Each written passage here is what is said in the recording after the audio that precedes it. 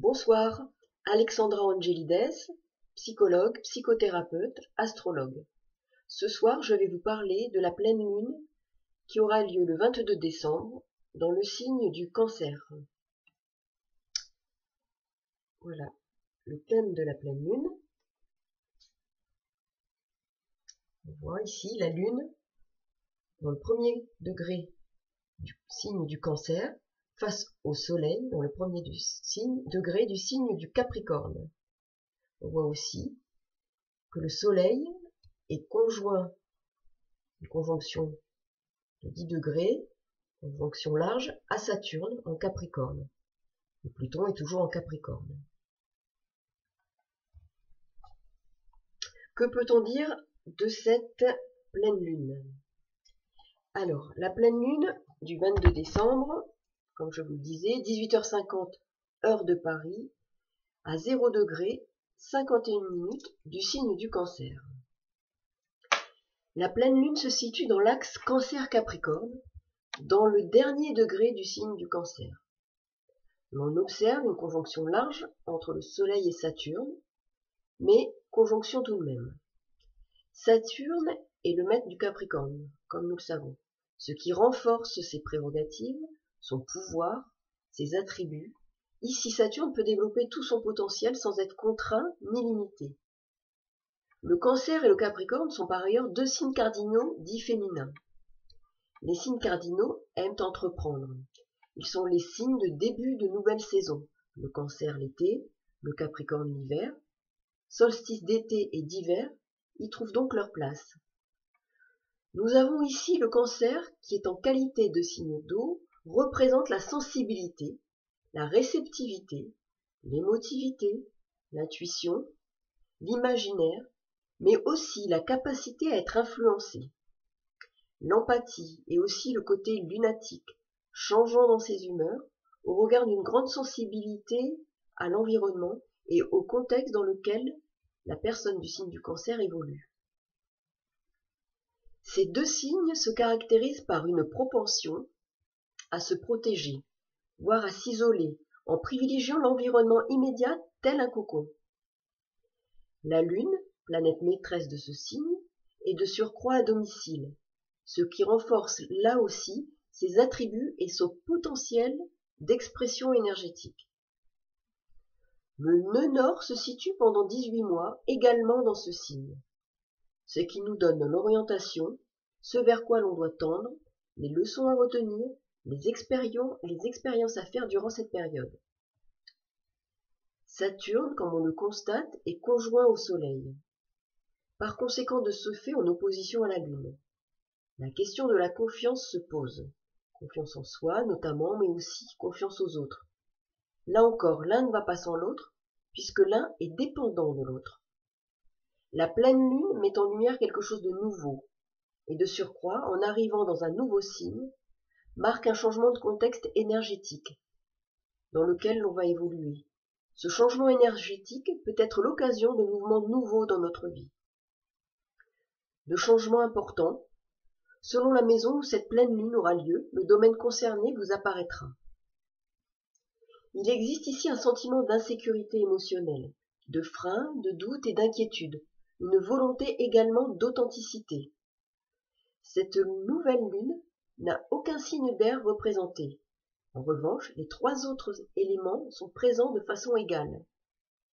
L'élément air constitue, évoque la communication, le sens de la communication, la capacité d'adaptation. L'élément terre évoque la constructivité, la solidité. Cet élément est passif. Il est question de stabilité, de matérialité, de rigueur, de tradition avec le Capricorne, voire de rigidité quelquefois.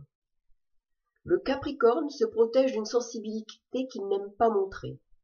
Les deux signes concernés par cet axe de la nouvelle lune fonctionnent entre autres sur le mode de la protection et sont enclins aux émotions, voire à une forte sensibilité qui en Capricorne se veut contrôler, maîtriser. Il est aussi question du repli sur soi protecteur, de l'intériorisation, de la germination hivernale pour aller vers la lumière estivale. Alors qu'en sera-t-il de notre faculté à communiquer, à échanger durant cette période et à accepter les changements potentiels? Il sera indispensable de lâcher du lest, de ne pas s'arc-bouter sur de vieilles habitudes ou des fonctionnements parfois passéistes. Le monde des émotions pourrait prendre la priorité. Le Soleil conjoint Saturne en Capricorne vient renforcer nos notions d'attachement, de passé, de prudence et de stabilité aussi. De surcroît, cette conjonction est elle-même conjointe au nœud lunaire sud, qui renvoie aux acquis, au passé, voire aux vies passées et ce qui constitue notre bagage terrestre. Le nœud nord, par conséquent, se situe en Cancer, signe dans lequel nous allons devoir faire l'expérience d'une forme d'affranchissement d'avec les contraintes du passé, peut-être les contraintes imposées par les croyances familiales qui forment des conditionnements aliénants. Il est nécessaire d'aller vers plus de confiance, de répondre en toute quiétude à ses besoins, ses propres besoins fondamentaux, sans se rigidifier, par crainte du lâcher-prise. L'hyper-responsabilité, le manque de reconnaissance peut alors générer frustration et insatisfaction. Il sera important d'accepter, de prendre du recul et de poser son fardeau, le fardeau que l'on s'est imposé parfois à travers des enjeux transgénérationnels impliquant notre passé familial, nos mémoires familiales, nos racines et origines. Ces fonctionnements ont inévitablement des conséquences dans nos vies et dans certains domaines plus particulièrement. Votre thème vous en dira quelque chose selon la maison concernée qui définit plus précisément le domaine d'expérience où ces phénomènes peuvent prendre place. La conjonction de la nouvelle lune avec les nœuds lunaires indique l'ouverture d'un chemin à prendre et le début de ce chemin. Il s'agit d'une nouvelle étape, d'une étape initiatique dans notre développement. La lune est aussi au carré de Chiron à 28 degrés du signe des Poissons, et Chiron par conséquent aussi au carré du Soleil en Capricorne. La guérison passe par le détachement d'avec les croyances passées, l'émancipation. Ces croyances passées qui alourdissent notre chemin de vie afin d'aller vers plus de spontanéité, de confiance et d'écoute de nos propres besoins fondamentaux. Il s'agit de s'apporter le soin qui nous convient, de nous apporter la nourriture qui nous fait du bien. Nous devons trouver en nous ce qui nous est nécessaire, ne pas chercher à l'extérieur la réponse à ces besoins, mais bien la chercher en nous. Notre autonomie doit se développer. La Lune est en effet en sextile à Uranus. Uranus nous pousse, ici, positionnés dans cette configuration, à réformer en l'occurrence nos besoins, en laissant sans doute tomber nos conditionnements anciens, inappropriés à notre évolution. Nous aurons plus de facilité à communiquer avec les autres, et surtout l'envie et le besoin de partager. Toutefois peut-être de façon différente à nos habitudes passées. Il faudra réformer peut-être ces habitudes. En cette période de fin d'année, cela correspond assez bien avec ce qui se passe entre amis et en famille pour ceux qui ont la possibilité de vivre ces moments-là dans ce contexte. Pour d'autres, qui seront seuls, il est possible que ces moments puissent permettre d'échanger et de partager quand même, mais seul ou pas, cette période peut réveiller des sentiments de solitude quoi qu'il en soit. Nous le savons. Nous pouvons être entourés et nous sentir seuls. Le sentiment de solitude et l'isolement ne sont pas la même chose. L'un peut aller sans l'autre et parfois ces deux sentiments vont de pair. La capacité à entrer en communion avec les autres sera tout de même plutôt favorisée pendant cette période. On peut s'en saisir ou pas, mais le contexte énergétique planétaire le proposera. La capacité à mieux saisir les besoins des autres aussi.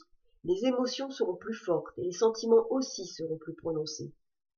Le trigone d'Uranus au Soleil confirme la nécessité de plus d'indépendance tout en étant à l'écoute des autres. Les autres sont d'abord toutes les dimensions qui sont en nous, dont les autres ne sont qu'une projection. Il faut pouvoir rassembler ces différents aspects unifier nos tendances, tout en étant indépendants des images que nous nous sommes imposées ou auxquelles nous voudrions correspondre. Le soleil est notre personnalité, constituée des images qui l'ont confectionnée. Il s'agit de s'en détacher avec Saturne conjoint au Capricorne, nœud sud conjoint. L'authenticité et l'essentiel sont de rigueur avec Saturne en Capricorne.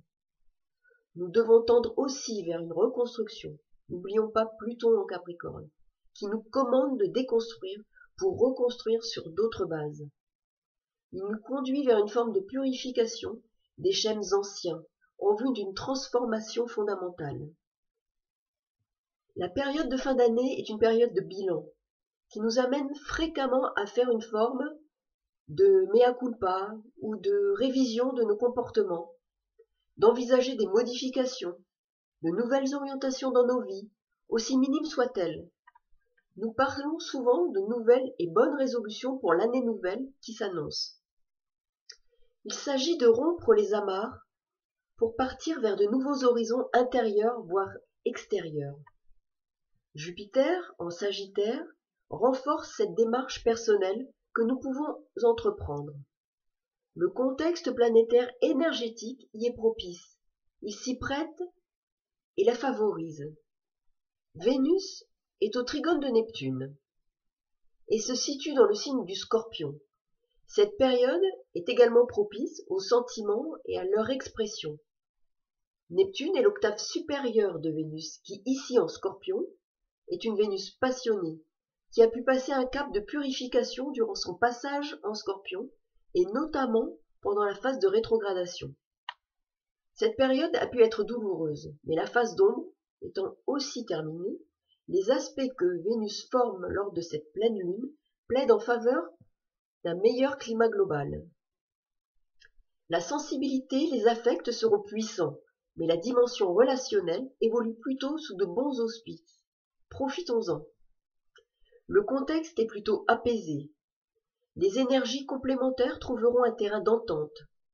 Nous sommes dans une période d'accalmie, dans une forme de trêve. N'est-il pas question de la trêve des confiseurs? L'idéalisation, le romantisme seront aussi bien présents. Les conciliations seront favorisées. La question des valeurs, de nos valeurs et leur potentielle transformation est toujours d'actualité, qu'il s'agisse de l'argent comme de nos valeurs respectives sur lesquelles nous fondons notre vie, voire notre identité, leur transformation est en cours. Les planètes qui entrent en signe sont donc en début de signe. Elles subissent le choc du changement, le choc du contact avec d'autres énergies. La Lune, après être passée par le signe des Gémeaux, signe d'air, entre en effet tout juste en Cancer, signe d'eau. Comme le Soleil qui, après avoir passé un mois en Sagittaire, signe de feu, entre tout juste en Capricorne, signe de terre. Ce passage, parce qu'il est tout récent, est intéressant à prendre en compte. Cela peut avoir une incidence sur leur impact potentiel dans nos vies, qui peut être plus puissant au moment de la pleine lune et provoquer des changements dans nos vies à échelle variable. Bien entendu, l'intensité n'étant pas définissable ni prévisible, il est difficile de dire de quelle proportion cela peut prendre. Jupiter, toujours en Sagittaire, est conjoint à Mercure. Conjonction elle-même carrée à Neptune. Jupiter et Neptune sont toujours en domicile, ce qui renforce leur attribut et leur capacité d'expression. Mercure forme un carré à Neptune. Les illusions, désillusions, déceptions, erreurs de jugement sont ici encore bien présentes et potentiellement possibles. Les idéaux ont besoin de trouver un vecteur d'expression. La question de l'aide aux plus démunis est toujours présente dans le signe des Poissons. Le généreux Jupiter, conjoint à Mercure, forme aussi un carré un peu plus large, mais carré tout de même, car l'orbe accepté est de 5 degrés. Écart de degrés avec le carré exact qui est de 90 degrés. La vérité a du mal à se faire jour. Toutefois, avec le sextile de Saturne à Neptune, il y a une forte envie de réaliser un idéal, de concrétiser cet idéal. Chacun devra regarder ce qui lui tient à cœur pour mettre son énergie dans la réalisation de cet idéal. Cette période y sera favorable. Avec Mars en sextile à Pluton, l'action et la combativité dans nos vies seront harmonieuses et la capacité à se battre se fera de façon constructive pour tendre vers le changement et vers une transformation. Mercure est aussi au sesquicarré d'Uranus, 138 degrés. Le sesquicarré évoque l'émancipation. Nous sommes toujours dans une période où nous avons à nous émanciper, nous affranchir de quelque chose dans notre vie, ce qui converge avec l'axe concerné par la pleine lune et la conjonction au nœud lunaire. Le sens conféré par ces configurations confirme cette nécessité et la démarche d'émancipation, d'affranchissement dans laquelle nous sommes tous. Observez ce qui se passe dans vos vies, dans votre vie, et vous pourrez mieux identifier de quoi il s'agit. Saturne est aussi en semi-sextile à Mercure. Dans un cycle planétaire, le semi-sextile séparatif croissant représente le début du cycle. Il s'agit de s'extirper du passé, de surmonter le cycle précédent. Il est à la fois question de rupture avec l'unification que représente la conjonction et symbolisme du germe qui va nous conduire vers la création, l'émergence d'une phase nouvelle pour nous. Dans cette phase de semi-sextile, il est nécessaire de se focaliser sur ces nouvelles potentialités qui ne sont encore qu'à l'état de probabilité.